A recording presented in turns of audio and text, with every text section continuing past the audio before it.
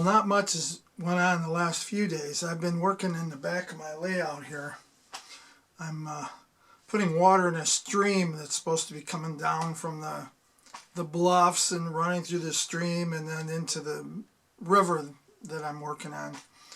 So I put coats in and it takes 24 hours to dry, so that's kind of what I've been working on for the last few days.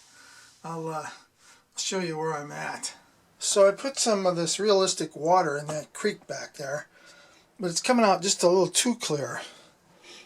That's that realistic water that I'm using from Woodland Scenics. It's not the deep water, it's lighter, so that you would put in an 1/8 inch coat, let it dry, put in another 1/8 inch coat, and you can build up some layers. That's what I'm doing right now. But it came out too clear, so I took some of this. It's an acrylic paint, quick drying, and I mixed it up just a few drops with some water. And I'm just going to try and tint what I have back there right now and see if I can just blue it up just a little bit. That's where I'm at now.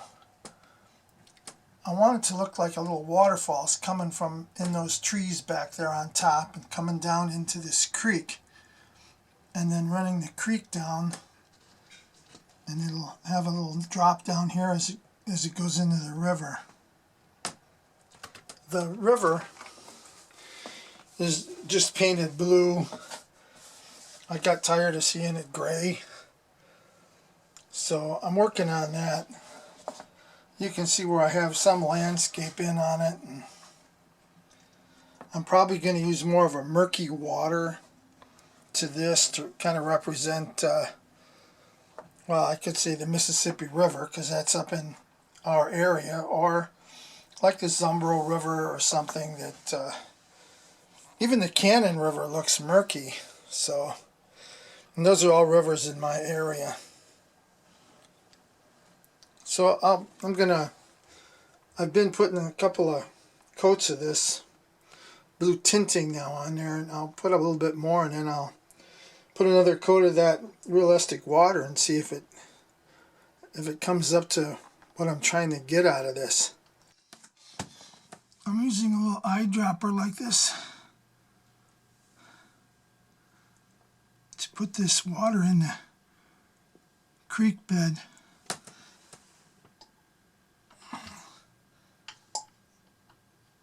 I don't want to try and dump it from the bottle and then have the whole bottle fall in here, so I'm putting the coats in with this eyedropper. And I just want the blue to kind of make it look a little bit deeper in spots. I don't know, we'll see. I've never done anything like this before, so it's a real first. So we'll just have to see what happens.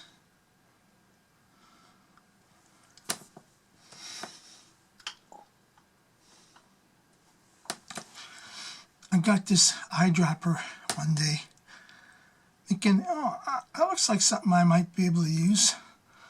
My wife was at Joann Fabrics buying some quilting stuff, so I bought that. And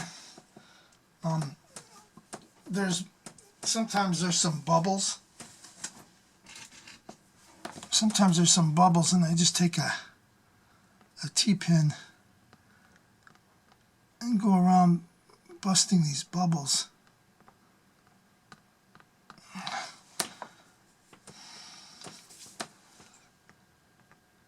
And that's what I'm doing. And I think that's the second coat now. I put the first coat on, then I didn't care for it because it wasn't blue enough. I mean, you could hardly see it was water, so I wanted to add a little color. And now this is the second coat. And I'll probably put a third, and then I've got some thicker stuff that I'm going to put in back where the waterfalls is here, and maybe make this look a little ripply, and same thing where it goes down into the river. So we'll see. So in the end I used some of this, and I used some of this. I put 2 coats of this in there, then I put some of this in, and then some more of this. So it winds up 3 in 1. I'm trying to just get some effects to the water because this lays real flat. I used this eyedropper for this stuff. Worked well. I don't know about cleanup, but I was able to wash this out with dish soap and water. And then I used this right from the spout and then took a little brush and kind of flicked it up a little bit. But, you know, even this dries pretty clear. But at least it gives you, you know, an effect that the water isn't, you know, basically flat. So that's what I used. First time, never did it before, and I gotta tell you, watching someone that on a video that does it seems to be a little bit easier than when you try to do something yourself. You know, I mean, videos make things easy sometimes, but in the end, I'm happy with what I did. So this is where I'm at on my layout.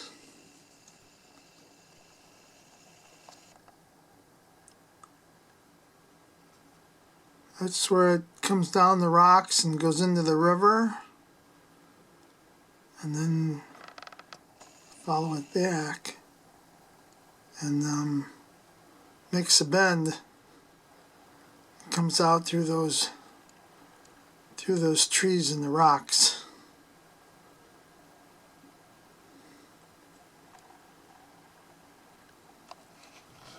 That's just another view coming across.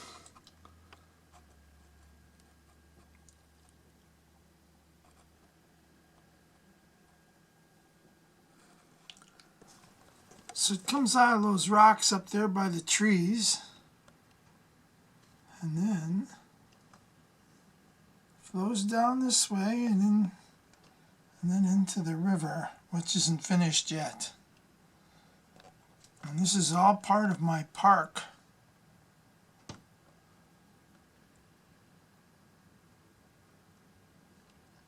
And you can see there's some deer up there, and there's a couple of deer right back there.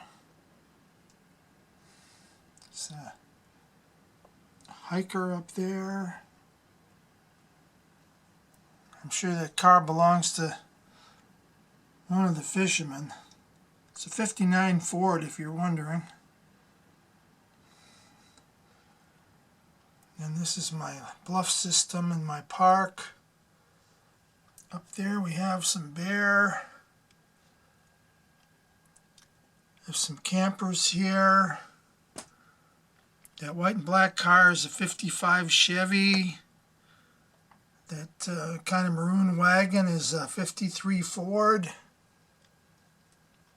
That's a '55 Nomad right there, pulling a trailer. That's, you've seen that guy, he's a bear.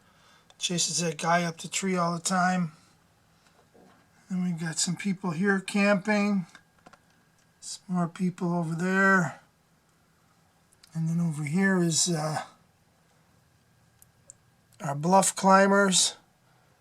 And that's the bluffs, looking at them from a distance.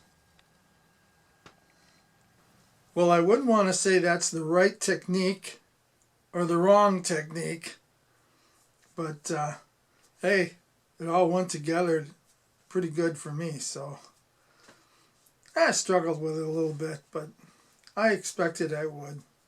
But I'm satisfied with it. Sun's out right now, so I'm going to take advantage of that and go for a walk. I'll see you on my next one. Have a great day.